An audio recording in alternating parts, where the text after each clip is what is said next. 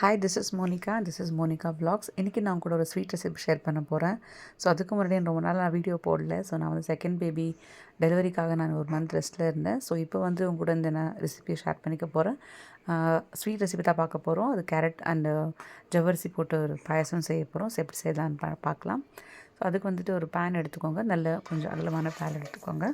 So அந்த பேனில் வந்து 2 ஸ்பூன் கீ விட்டுட்டு முந்திரி திராட்சையும் போட்டு நல்லா ஒரு கோல்டன் ப்ரௌன் வரைக்கும் நம்ம ஃப்ரை பண்ணிக்கலாம்.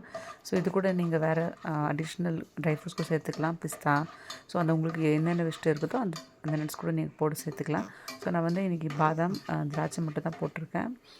கோடம்பு திராட்சை மட்டும் தான் போட்டிருக்கேன். அதை நல்லா ஃப்ரை பண்ணி எடுத்துக்கலாம். இந்த கிளிப்பிங் நான் மிஸ் பண்ணிவிட்டேன். ஸோ அது கூட வந்து நம்ம என்ன பண்ண போகிறோம்னா சின்ன சின்ன ஜவ்வரிசிலே நமக்கு 2 சைஸ் கிடைக்கும். சின்ன ஜவ்வரிசி, குட்டி குட்டி ஜவ்வரிசி நம்ம வந்து ஒரு 1/2 கப்பு போட்டுட்டு அதை நல்லா பொரியிற அளவுக்கு நல்லா வறுத்துக்கலாம். அதுக்கப்புறமா அது கூட நம்ம சேம் மெஷர்மெண்ட் நம்ம ஜவ்வரிசி எடுத்த கப்லேயே வந்து ஒரு 2 கப்ஸ் ஆஃப் கேரட் வந்து நம்ம ஆட் பண்ணிக்கலாம். கேரட் வந்து ரொம்ப மெலிசாக திருவிக்குங்க, ரொம்ப மோட்டாக வேண்டாம்.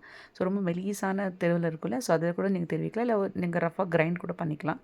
சின்ன அரைஞ்சிட்டு நீங்கள் கொஞ்சம் கிரைண்ட் பண்ணி போட்டிங்கன்னா கூட டேஸ்ட் நல்லாயிருக்கும். கலர் கூட நல்லா நேச்சுரலாக இதிலே நமக்கு நல்ல ஒரு எல்லோ கலர் கிடைக்கும். ஸோ அதனால் நான் அதை நல்லா கிரைண்ட் பண்ணி போட்டுட்டு அது கொஞ்சம் எண்ணெயில் ஃப்ரை ஆனதுக்கப்புறமா கேரட்டும் ஜவ்வரிசியும் முழுகிற அளவுக்கு தண்ணி ஊற்றி அதை ஈவனாக ஸ்ப்ரெட் பண்ணி விட்டுட்டு நம்ம கொஞ்சம் நேரம் வேக வைக்க போகிறோம். ஸோ ஸ்லோ மீடியம் ஃப்ளேமில் வந்து வச்சுட்டு நம்ம கொஞ்சம் வேக வச்சு எடுத்துக்கலாம். ஸோ ஒரு 10 to 12 மினிட்ஸ் கொஞ்சம் வேக விடலாம்.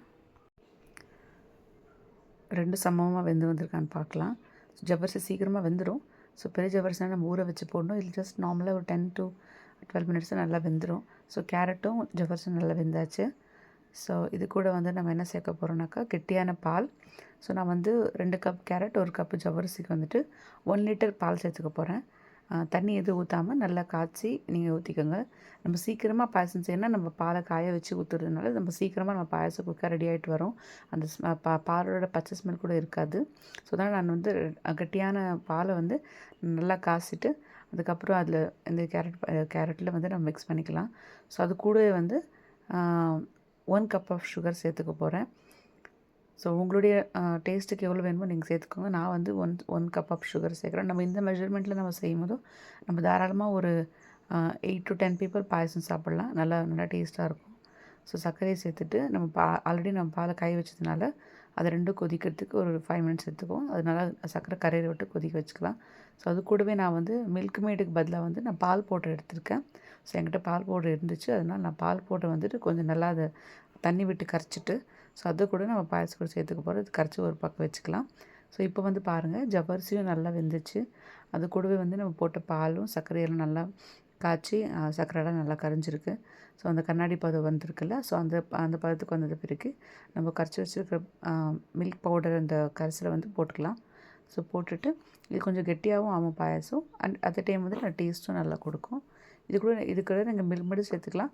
ஸோ மில்க் மேட் ரெசிபி கூட நான் உங்களுக்கு எடுத்து வச்சுருக்கேன். நான் அது கூட உங்களுக்கு நான் ஷேர் பண்ணுறேன். வீட்லேயே நான் மில்க் பவுடர் வச்சு எப்படி மில்க் மேட் பண்ணுறதுன்னு சொல்லிட்டு. ஸோ இது ரெண்டும் போட்டுட்டு சிம்மில் கொஞ்சம் மீடியம் சிம்மில் வச்சு இன்னும் ஒரு 5 நிமிஷம் கொதிக்க விடலாம். நல்லா கொதித்து வரும். ஸோ கொதிச்சு வந்ததுக்கப்புறம் நம்ம பார்க்கலாம். ஸோ இந்த மாதிரி நம்ம நார்மல் சேமியா பாயசம் செய்வதை விட இந்த மாதிரி கேரட் ஜவ்வரிசி பாயசம் செஞ்சால் பசங்க கூட விரும்பி சாப்பிடுவாங்க. ஸோ சீக்கிரமாக செஞ்சு முடிச்சிடலாம். ஸோ இது வந்து நல்லா கொதிச்சு வந்தாச்சு. இது நம்ம முன்னாடி வறுத்து வச்ச கோடம்பு திராட்சை கூட இது கூட போட்டு நல்லா ஒரு மிக்ஸ் கொடுத்துக்கலாம். அவ்வளோதான், நம்ம பாயசம் ரொம்ப குயிக்காக ரெடி ஆகிடும். நம்மளுக்கு பால் காய வச்சுனாக்கா நம்ம சின்ன ஜவ்வரிசி சீக்கிரமாக வந்துடும். ஒரு 20 to 30 மினிட்ஸே நம்ம இந்த பாயசம் செஞ்சு முடிச்சிடலாம். அவ்வளோ டேஸ்ட்டாக இருக்கும். நீங்கள் கூட வீட்டில் செஞ்சு பாருங்கள்.